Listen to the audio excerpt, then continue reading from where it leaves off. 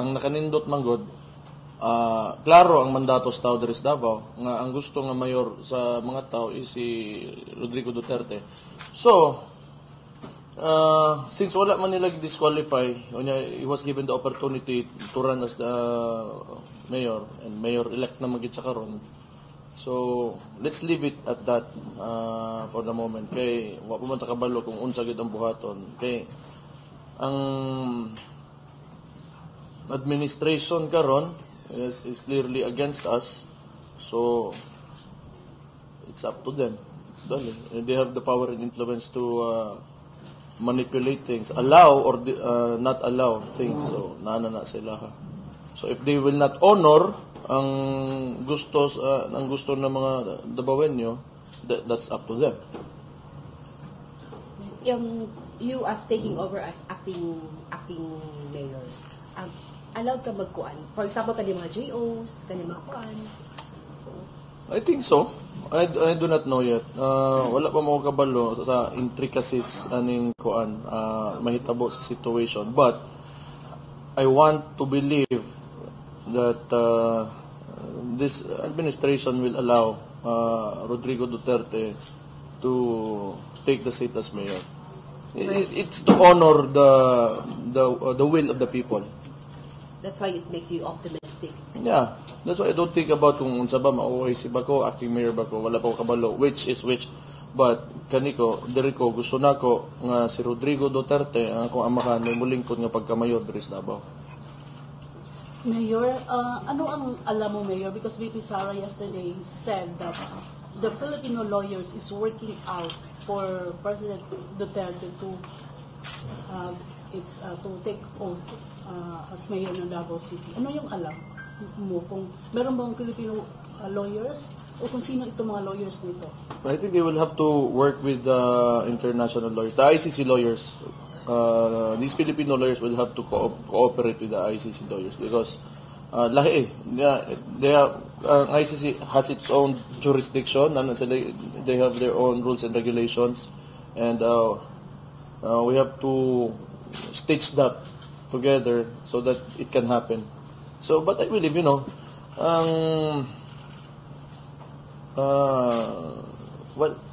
one government, usa ka gobyerno, if it alam niyo yung story na kung gusto may paraan, kung ayaw may dahilan. Ana ra gyud na. Pero ba'y nagtatrabaho talaga, Mayor, para makatulong? Yes, of course. I believe so. We are working on it. I think the Vice President is working on it. But I cannot answer those questions because my main focus is Davao City. So mo na ako nabilin eh. Mayor, kanina si Colonel Kamarantan had his exit call at Davao City Council. He said na naghahanap siya ng time para magkita kayo.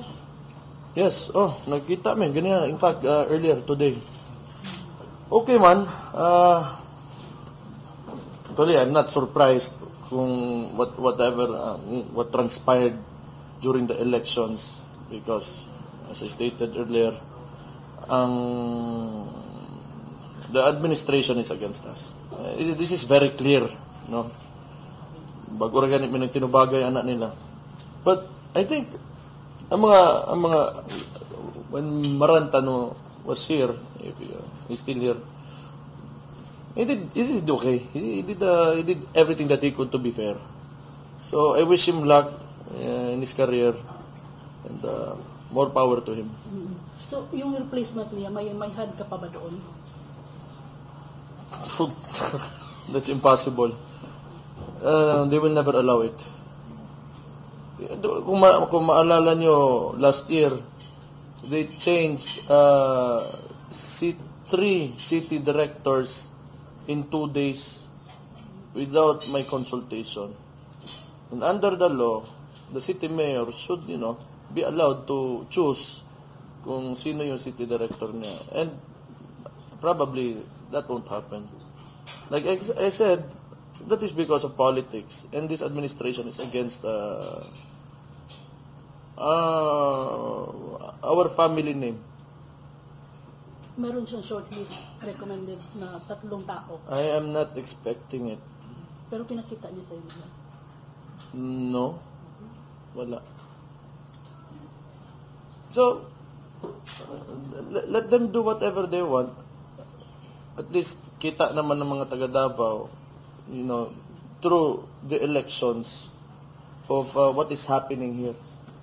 Kasi kung if they succeeded in sabotaging my term as city mayor, edi sana nasa kanila yung boto, nasa kalaban, Nograles and the others. But the Davaoenos clearly manifested their what they want in the elections, and that is to continue this administration under Rodrigo Roa Duterte as mayor and me as the vice mayor of the city.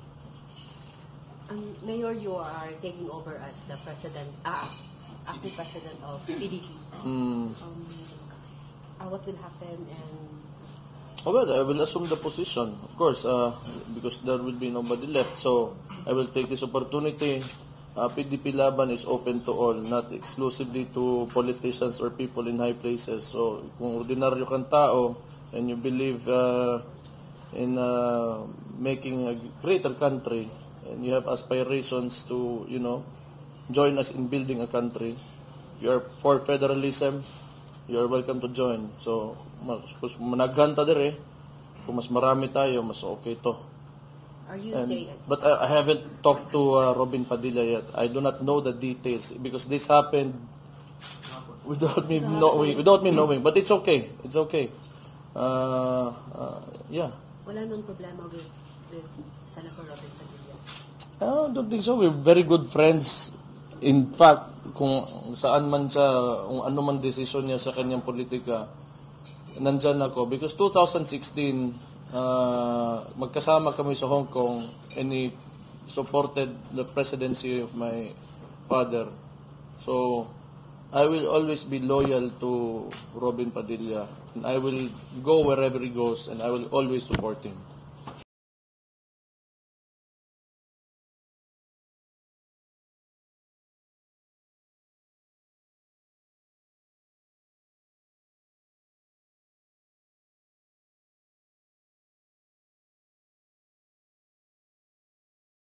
I am not a Filipino for nothing. I did what I had to do. And whether you believe it or not, I did it for my country.